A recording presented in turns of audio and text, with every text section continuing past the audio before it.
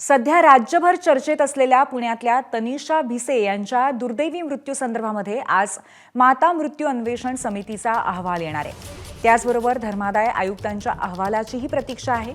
या दोन्ही अहवालामध्ये कोणावरती ठपका ठेवत कारवाईची शिफारस केली जाते या संदर्भामध्ये उत्सुकता आहे। अहवालातील निष्कर्षानंतर रुग्णालयावरती काय कारवाई होईल, संबंधित डॉक्टर्सवरती कारवाई होईल का, तसंच या प्रकरणातलं नेमकं सत्य काय आहे याचा वेध घेतला जाईल। दरम्यान राज्य महिला आयोगाच्या अध्यक्ष रुपाली चाकणकर यांनी तनिषा भिसेंच्या मृत्यूला रुग्णालयात जबाबदार असल्याचा ठपका ठेवला होता। आता माता मृत्यू अन्वेषण समिती तसंच धर्मादाय आयुक्तांच्या अहवालाबद्दल उत्सुकता आहे।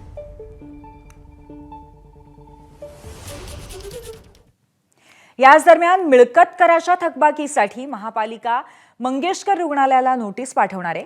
मंगेशकर रुग्णालय धर्मादाय संस्थेच्या माध्यमातून चालवण्यात येत असल्यामुळे त्यानुसार मिळकत करामध्ये सवलत देण्याबाबत रुग्णालय न्यायालयात गेलंय। त्यावर न्यायालयाने निर्णय दिलेला नाहीये किंवा कर वसुलीला स्थगितीही दिलेली नाहीये।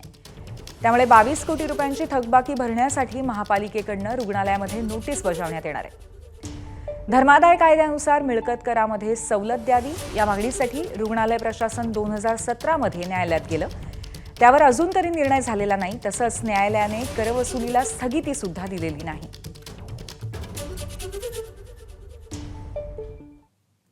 दीनानाथ रुग्णालयातल्या प्रकरणानंतर खासगी रुग्णालयासंदर्भामध्ये महापालिका अलर्ट मोडवर आली आहे।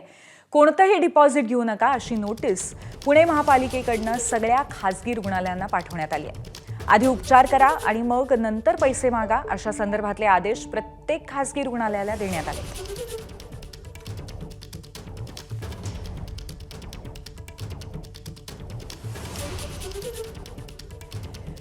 अशा पद्धतीचे आदेश आहेत। तातडीने उपचारांची गरज असलेल्या रुग्ण किंवा नातेवाईकांकडून डिपॉझिट घेऊ नका। आधी उपचार करा आणि नंतर पैसे मागा। पहिल्यांदा रुग्णावरती उपचार करायला प्राधान्य द्या।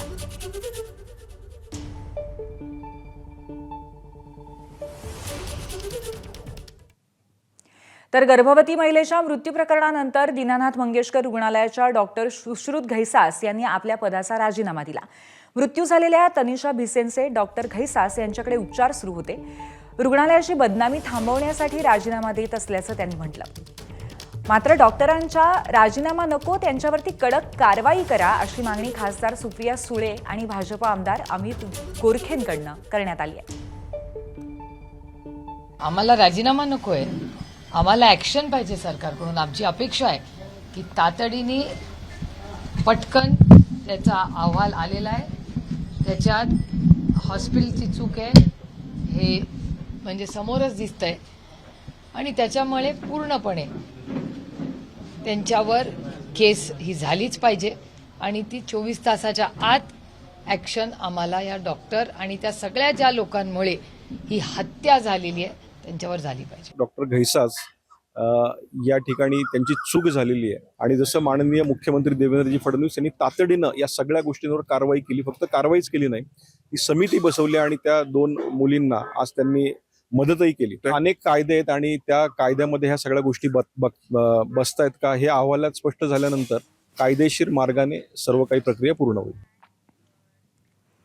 या दरम्यान दीनानाथ मंगेशकर रुग्णालयाचे अधिष्ठाता डॉक्टर धनंजय केळकर यांनी पत्रकार परिषद घेत त्यांची बाजू मांडली। तनिषा भिसे यांच्या मृत्यूसाठी रुग्णालय जबाबदार नसल्याचं डॉक्टर केळकर यांनी स्पष्ट केलं।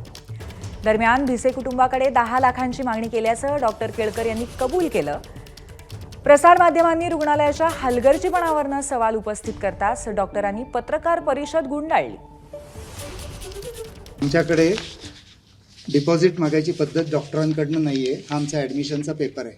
त्या पेपरवर खर्चाचे अंदाजपत्रक असे लिहिलेले, हा छापील पेपर आहे। प्रत्येक रुग्णाला हा दिला जातो।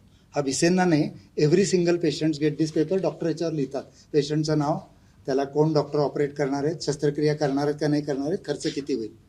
डिपॉझिट लिहायची पद्धतच नाही, परंतु काही कारणांनी त्या दिवशी राहू केतू काय डोक्यात आला, डॉक्टरांनी एक चौकन करून त्याच्यामध्ये 10 लाख डिपॉझिट लिहिलंय। ही गोष्ट खरी आहे, असं कोणीही लिहित नाही। त्यांच्यापैकी कोणालाही तुम्ही विचारू शकता। जेव्हा तो असंवेदनशीलतेचा मुद्दा मी आपल्याकडे पाठवला होता. त्यात लिहिलेलं आहे की दीनानाथला सुरुवातीला डिपॉझिट घेत नसेल, पुढे गुंतागुंतीचे आणि महागडे उपचार खूप वाढत गेले, लोकही लांबून लांबून आमच्याकडे यायला लागले, तेव्हा जे जास्त खर्च होण्यासारखे रुग्ण आहेत त्यांना डिपॉझिट लावायला लागले. हे मी तुमच्यापर्यंत पोहोचवलं असं मला वाटतं. चॅरिटेबल असलं आपण त्या विषयात नको जाऊ.